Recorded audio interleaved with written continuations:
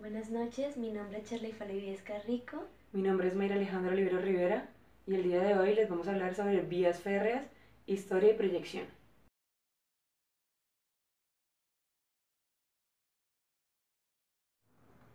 Primero vamos a resolver la siguiente pregunta.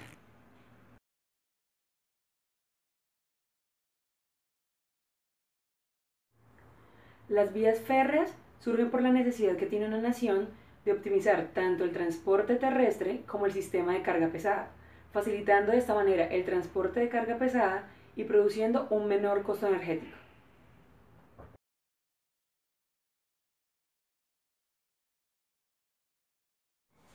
Ahora hablaremos de los elementos de la infraestructura ferroviaria. Uno de los elementos es el aparato de vía, el cual se divide en desvíos o cambios de agujas y en travesías. Los desvíos o cambios de agujas me permiten que la vía directa se divida en 2 o 3 vías desviadas, y las travesías me permiten la intersección de 2 vías sin la posibilidad de cambiar una a la otra.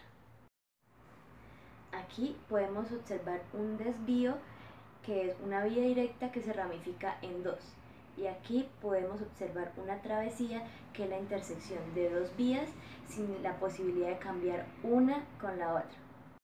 Otro par de elementos de la infraestructura ferroviaria son el balasto y la catenaria.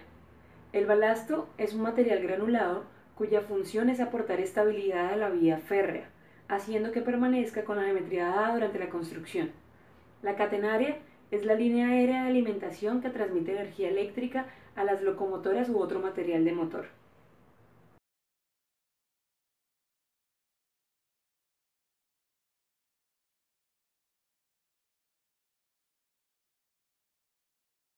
Otro elemento es el circuito de vía, el cual me permite saber si hay trenes en un tramo de vía determinado y así evitar choques entre ellos, y en caso extremo desviar alguno de ellos o frenarlo.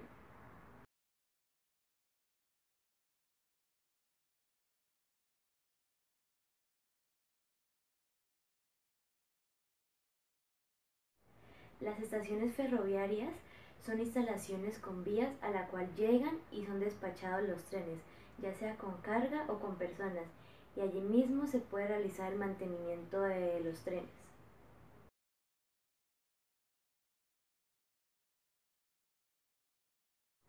Los carriles o rieles son las barras metálicas sobre las que se desplazan las ruedas de los trenes. Actúan como soporte, dispositivo guiado y elementos de conducta de corriente. Uno de los elementos más importantes es la señalización. Esta se utiliza para indicar al maquinista las condiciones de la vía que se va encontrando por delante. A continuación diremos algunas de las señalizaciones de las vías férreas. Aquí podemos observar la cruz de San Andrés. Esta señal se utiliza como señal complementaria a las señales de cruce ferroviario y se instala lo más cerca posible de la vía férrea. También tenemos la señal de cruce ferroviario, la cual me advierte a peatones y a conductores que muy cerca se encuentra una vía férrea por que posiblemente pasaría un tren. También tenemos los paneles de prevención de proximidad, y este advierte la aproximación del objeto señalizado. También tenemos la curva cerrada, que advierte al conductor del tren para que él disminuya la velocidad antes de llegar a ella. También observamos los paneles de prevención de objeto rígido. Este advierte que la presencia de un objeto rígido fuera de la calzada y donde no debe haberlos, y que pueden ocasionar daños en una eventual salida de la vía. Además tenemos el cruce de peatones, el cual me advierte que por esa vía transitan peatones, personas. Y por último tenemos los paneles de prevención de curva. Advierte y delimita una curva peligrosa. Y al igual tendremos la señal de atención, la que me dice que en cierta zona puede haber algo que me cause daño físicamente. Otro elemento es el ferrocarril, el cual es un medio de transporte a gran escala en vehículos con ruedas. Se desplaza sobre los rieles que son paralelos y es arrastrado por otro vehículo de motor en el cual se genera la energía necesaria para el movimiento del conjunto.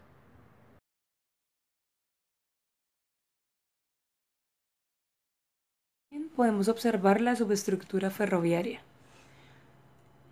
Podemos observar en las esquinas los bordes que delimitan la estructura. Junto a ella observamos los canales de desagüe que se encuentran en la parte superior tapados por una capa de ceniza o granito triturado. Bajo esta observamos un material de drenaje, gravilla, guijarros o balastro. Debajo de los rieles podemos observar una primera capa de balasto de 228 a 304 milímetros y debajo de este otra capa de arenisca en subsuelos blandos. Los rieles de las primeras vías férreas se realizaron con troncos de árboles, los cuales se cortaban de manera longitudinal, formando canales, los cuales se unían formando una vía doble. Por estos transitaban carruajes alados por animales como caballos o mulas, para evitar enterrarse en el barro o en terrenos blandos.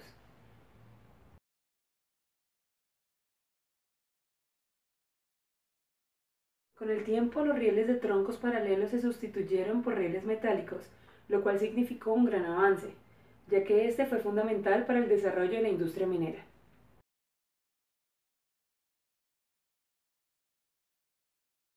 A finales del siglo XVIII, el inglés James Watt inventa por primera vez la máquina de vapor.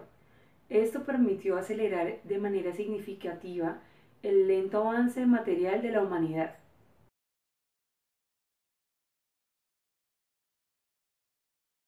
El 24 de febrero de 1802, el inglés Richard Trevithick diseñó el primer medio de transporte que utilizó ruedas montadas sobre rieles y que utilizaba fuerza motriz.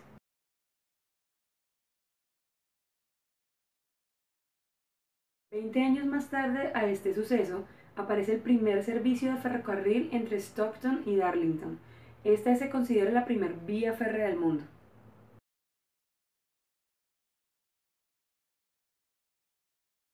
Aproximadamente 5 años después de la inauguración del primer servicio de ferrocarril en Inglaterra, se comenzaron a construir locomotoras y carriles en Estados Unidos, siempre partiendo de la costa atlántico hacia el interior.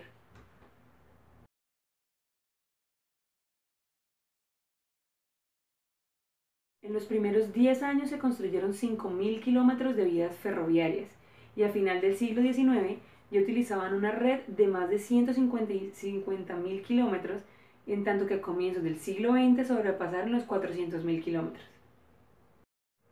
Ahora hablaremos un poco de la historia férrea de Colombia. En 1835, el gobierno de Colombia creó la primera ley para que se pudiera construir la primera vía férrea que uniera el Atlántico y el Pacífico. 15 años después, en 1850 a 1855, se llevó a cabo esta construcción. Esta construcción fue financiada por los norteamericanos y aunque esta red férrea fue considerada como una de las más rentables del mundo para su época, su aporte al progreso del país fue nulo. En 1865 se inició una serie de rieles en el interior del país, comenzando con Barranquilla, Cúcuta, Medellín, el Pacífico, también Santa Marta, La Dorada, Sabana, Bogotá y Girardot, las cuales se financiaron haciendo emisión de dinero. Emitir dinero quiere decir imprimir e inyectar dinero en el mercado.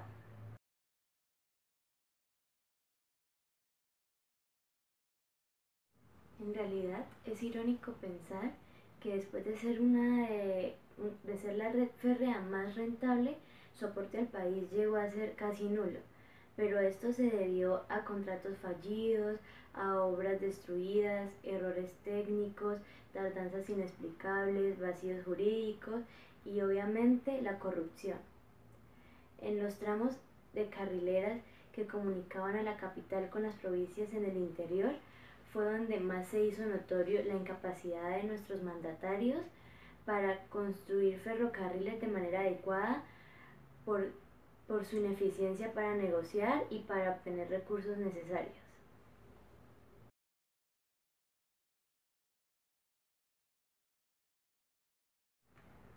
En todo el tiempo que ha pasado desde que se construyeron los primeros ferrocarriles, Colombia no ha avanzado lo que debería. Y lo poco que hemos logrado ha tenido unos precios demasiado altos. Esto debido a la falta de capacidad administrativa unida a la condescendencia que tienen los mandatarios con los contratistas, además la demora en las obras por la lentitud con que se manejan los contratos, para así poder ellos enredarlos más, lo que genera futuro grandes costos operativos y, llegado al caso, incumplir con la construcción de la vía férrea o con cualquier obra.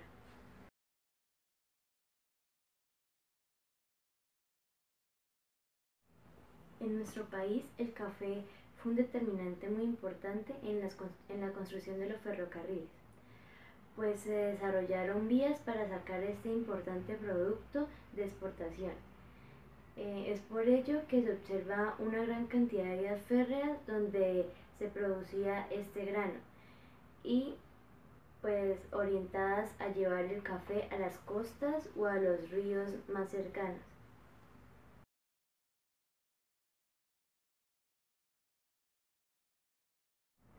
Como decía anteriormente, las pérdidas económicas que dejaban estas vías férreas fueron dejando a un lado este medio de transporte. Y en la época de los 60, este medio de transporte se veía afectado por los grandes costos que daba su mantenimiento. Y esta situación llevó a que esto fracasara. Luego, en el año 1991 a 1995, se aprobaron inversiones para modernizar este sistema de comunicación y reparar las estaciones. También para el mejoramiento del nivel de servicio y garantizar la estabilidad de las empresas operadoras, pero su mala planificación y la ejecución llevaron a su expiración. A pesar de todas las dificultades anteriormente mencionadas, debemos resaltar que este medio de transporte impulsó a nuestro país a resolver los problemas de navegación fluvial más importante del país, como lo es el del río Magdalena. Además, influyó de manera positiva en los aspectos socioeconómicos de nuestro país. También influyó eficazmente en la exportación del café, el producto de mayor exportación que teníamos, así como también la maquinaria de exportación.